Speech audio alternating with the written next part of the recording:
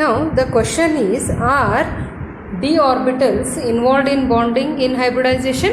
Yes. So for your syllabus you have sp3d, sp3d2 and sp3d3 hybridization. So what happens here? One s orbital, 3 p orbitals and 1 d orbital, they mix together to form sp3d orbitals. How many have mixed together? 3, 4 and 5. So you will find 5 new orbitals called as sp3d hybrid orbitals having same kind of energy. In this case, how many have mixed? Can you tell me? 1s, right? How many p? 3p. And how many d orbitals? 2 d orbitals. Together how many are there? 3, 4, 5 and 6. So you will get 6. How many 6? What is the name of the orbitals? sp3d2 hybrid orbitals. And how about this one? So 1s, how many of p? 3 and 3 d orbitals have mixed together to form 6 plus 1, 7. 7 sp3d3 hybrid orbitals.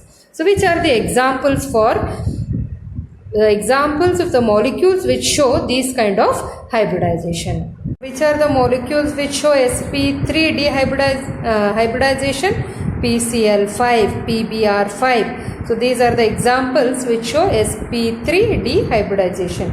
And how about sp3d2? It is SF6, sulfur hexafluoride, and sp3d3 it is IF7. So we shall take up these examples one by one and study about them. Now I shall look into formation of PCl5. Now phosphorus has 5 electrons in the valence shell. So in the ground state, the valence shell configuration of phosphorus will be, so this is the valence shell. Which is the valence shell? The outermost shell of an atom. So how many electrons are there in the outermost shell of phosphorus? There are 5. And what is its configuration? 3s2, 3px1, 3py1 and 3pz1. Altogether how many electrons are there? 5. So in excited state, one of the electrons of 2s orbital will jump to 3d orbital. So now 3s has 1 electron, 3p has 1 electron each and 3d has 1 electron. So altogether there are 5 orbitals having single electrons, right? And all these orbitals, that is 3s, 3 of the 3p orbitals and 1 d orbital, they mix together and form new orbitals having same kind of energy.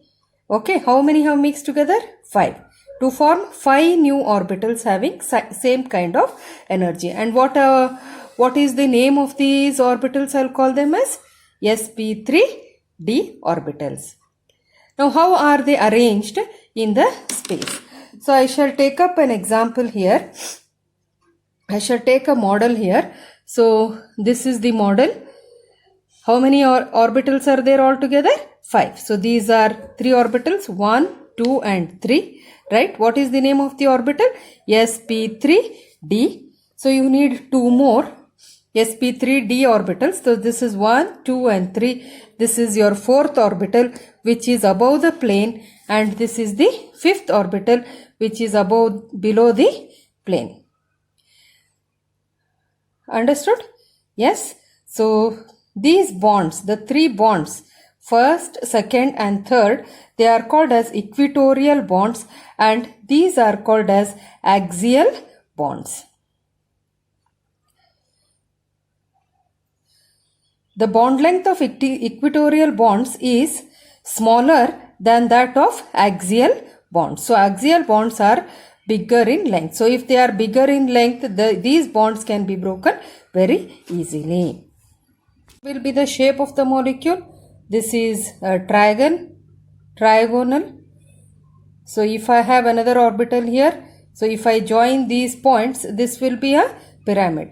1, 2, 3 and this is a triangle. So it is triagonal. Okay. pyramidal. But how many pyramids are there? This is one pyramid and you can make another pyramid below also. So this is trigonal bipyramidal. Hope you are following.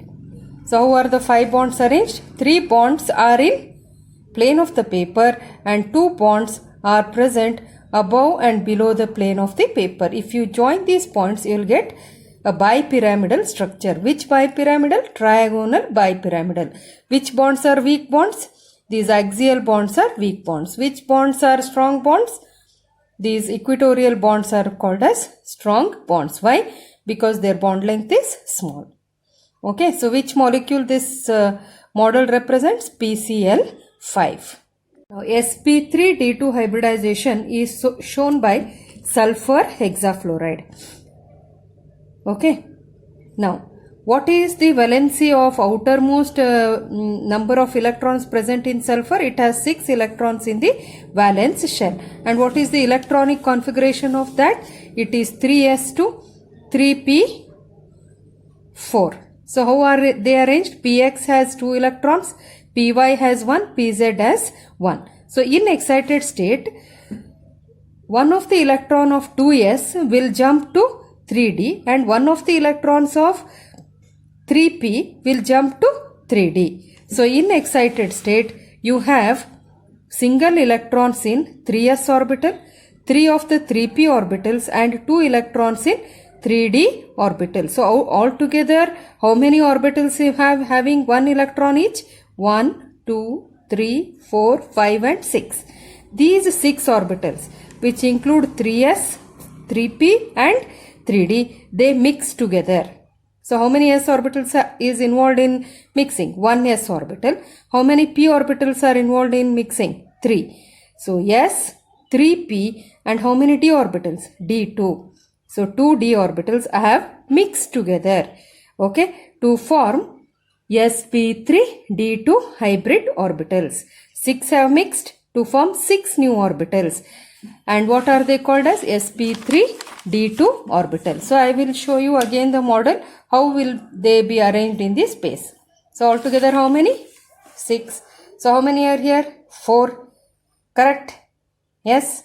So, this is the 5th orbital and this is going to be our 6th orbital, which are lying above and below the plane of this structure.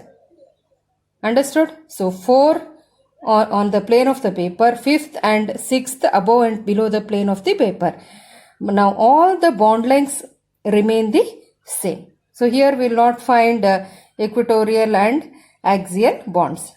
I can call them they have same kind of energy. Okay, and what should be the shape? Now, if I join these points, point number 1, 2 and 3. So, I will get a plane here, right? A plane like this. So, how many planes I will get? Plane number 1. So, plane number 2, plane 3 and plane 4. How many planes I will get above the surface? 4. And below the surface, how many planes I will get? 4. 1, 2, 3, 4. So, altogether how many faces I will have? 8 faces. So, I will call that molecule as octahedron, or you can also call that as square bipyramidal. You have a square in the center and if you join to these points, you will get a pyramid. How many pyramids you will get? 2. Therefore, square bipyramidal, or you can also call it as octahedral structure. Why octahedral? Because if you join these faces, you will get how many faces? Above 4 and below 4. So, octahedral geometry. Okay. Octahedral geometry is shown by which type of hybridization? sp3d2. I have tried to show you the structure. Sulfur in the center and all the 4 fluorine atoms at the corners of the square. Above and below the plane, you have fluorine atoms. 4 corners, above 1 fluorine, below 1 fluorine, and you get octahedral structure. Now, coming to sp3d3 hybridization. It is shown by IF7 molecule. So, how many orbitals are going to mix here? 1s and 3 p orbitals and 3 d orbitals. Altogether 3 plus 3, 6 plus 1, 7 orbitals. Okay, so which molecule shows this? IF7. So central metal atom is central atom is iodine. The outer electronic configuration of iodine is like this. It has 7 electrons in the outermost orbital. So which has been shown here. 5s has 2 electrons. 5p has, in X you have 2, Y you have 2, in Z you have 1 electron. So all these electrons, 5s, 1 electron will come to 5d. From 5p another electron will come to 5d and another electron of 5p will come and sit here. In which state? In excited state. So you can see here 5s has 1. 5p has 3 electrons and 5d also has 3 electrons. They mix together. How many are mixing together? 3 plus 3 plus 1. 7. 7 of these mix together to form 7 new orbitals and they have same kind of energy. Therefore, they should be called as sp3d3 hybrid orbitals. And how are they arranged in the space? Can you draw the structure? Can you imagine the structure? Yes. So it can be something like this. 5 on the plane of the paper, 1 below the plane and 1 above the plane of the paper. Yes. IF7. How many orbitals you should have? 7. 5 on the plane. This is the 6th one. And where is the 7th one? It is below the plane. What should be the shape? So if you join all these points, you get a pyramid. Yes, above the plane and below the plane. So let us see what is its name. I have shown you the structure by writing it. Iodine in the center and 5 bonds on the plane of the paper, 1 above the plane and 1 below the plane.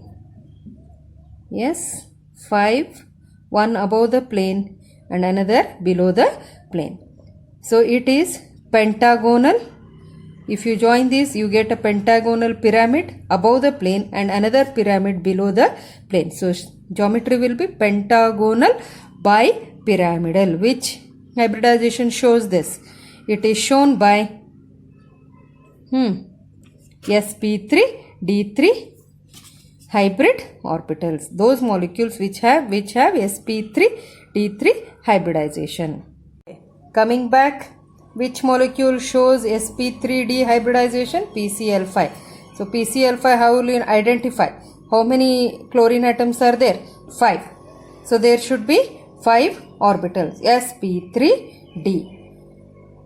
Right? So what should be the valency of phosphorus here? 5. How about sulfur? 6. How about iodine? 7. Okay, during hybridization, you know their valencies. Okay, then what should be the structure of this one? It should be pentagonal bipyramidal. Pentagonal bipyramidal. And how about this? Yes, 1, 2, 3, 4 above and below.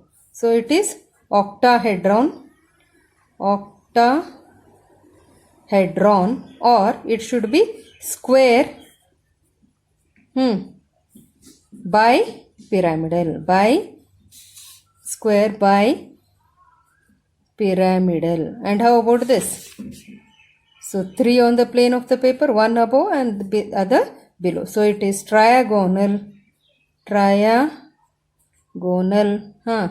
bipyramidal. Hope you have understood. So which are the hybridizations we have studied?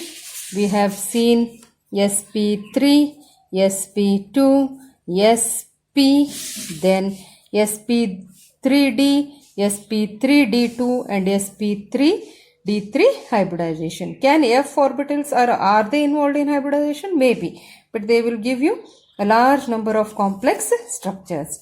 I think with this I have completed valence bond theory. Thank you.